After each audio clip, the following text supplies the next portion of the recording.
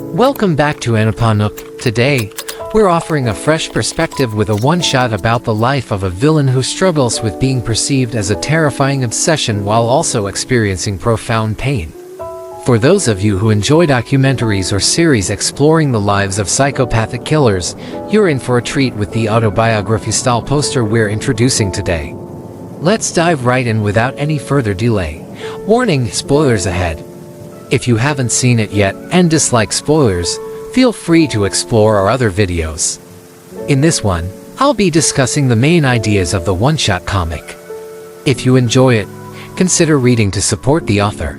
The poster titled Janus the Butcher starts on a day when a beautiful woman comes to a grocery store named Janus the Butcher to buy salads. The store's owner appears harmless and gentle, yet he harbors a horrific desire in his heart to chop the beautiful woman in front of him into pieces. Known henceforth as a murderer, he has been psychologically twisted since childhood. He committed his first crime at 15, with his classmate and girlfriend as the victim. After committing the crime, he confessed it was the most thrilling feeling of his life. This villain then faced a 20-year sentence. Throughout those years, he constantly cursed his existence and tormented himself. 3 years after being released, his parents' last words to him were that he should never have been born. This sparked in him the desire to harm beautiful women, a feeling he found increasingly difficult to control. Having no other choice, the murderer chose to live in isolation and became the owner of Janus Kitchen, where he cut meat and cooked daily. On a stormy day, while contemplating how long he could live like this in such a boring life yet somehow content to continue forever, he saw a beautiful girl cowering in the rain. He immediately asked if she was cold, and then invited her into his home to avoid getting a cold. At his house, the girl took a hot bath, and he noticed she had several bruises, suggesting she might have been abused. He lent her one of his oversized shirts and asked her name. She said it was Alice, introducing himself as Royal Janus, the owner of the grocery store. He then cooked some meat from his store for Alice. The murderer acknowledged that being around children made him forget his brutal nature. The most peaceful scene in the story is when Janus and Alice, who was 8 years old while he was 38, ate and talked together. It was too late for Alice to go home, as it could be dangerous, so Janus suggested she stay over and go home the next day so her mother wouldn't worry. However, Alice subtly said her mother wouldn't care and that she doesn't have a father. Her parents always told her she should never have been born. This echoed the last words his parents said to him, making the murderer empathize and comfort her, thanking her for being born because he was happy to meet her. This encouragement significantly cheered Alice up. Janus decided Alice could stay as long as she needed since he had always been lonely. He believed having Alice by his side marked the beginning of a new life that could make him a better person. Later, Janus and Alice went shopping for new clothes, and he lied to acquaintances, like the clothing store owner, saying Alice was his niece and would be living with him for a while. He also bought her a new hair clip shaped like an iris, which sounds like her name and symbolizes love, implying Alice was a treasure to him because he was moved by her affection. Alice hugged him, and for Janus, showing genuine emotions towards Alice was simply his way of expressing his desire to be a better person despite knowing his abnormalities. They lived a peaceful life together, with Alice even painting a portrait of them both, expressing their love. Being with Alice felt so wonderful that Janus wanted to protect her from all the world's sorrows, wondering if this feeling could be called love.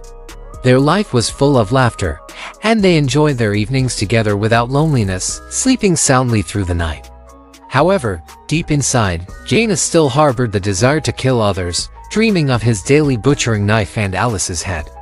Facing Alice, he was urged by his inner brutality towards her soft skin and delicate bones.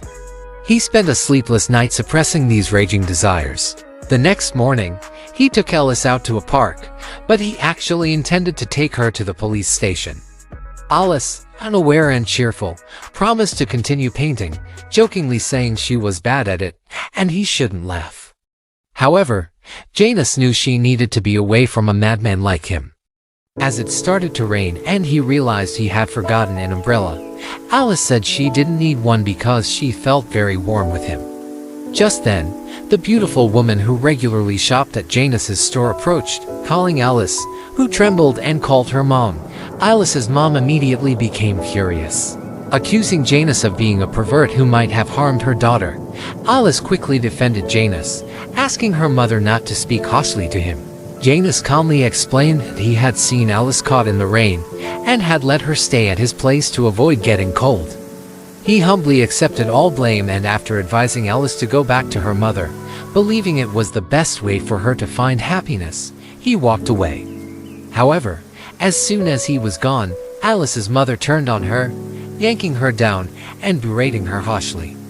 Alice cried and apologized while her mother physically punished her, oblivious to Janus quietly returning to the scene. After waking from the nightmare of her past abuses and promising never to hit her daughter again, Alice's mother vaguely saw a large, dark figure holding a meat cleaver. Suddenly realizing her limbs were tightly bound to a butcher's table, her nightmare turned into reality. Janus had returned, unable to suppress his monstrous desires any longer.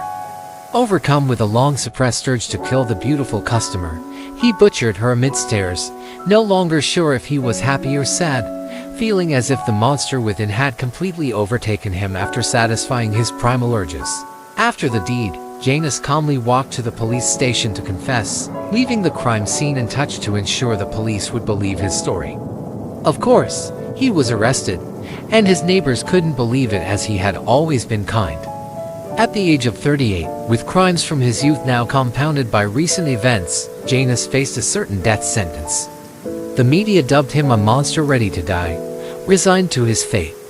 In prison, he asked for paper and pencils to alleviate his boredom and began drawing Alice, although his attempts were laughably poor. Yet, he promised to show Alice, so he kept trying.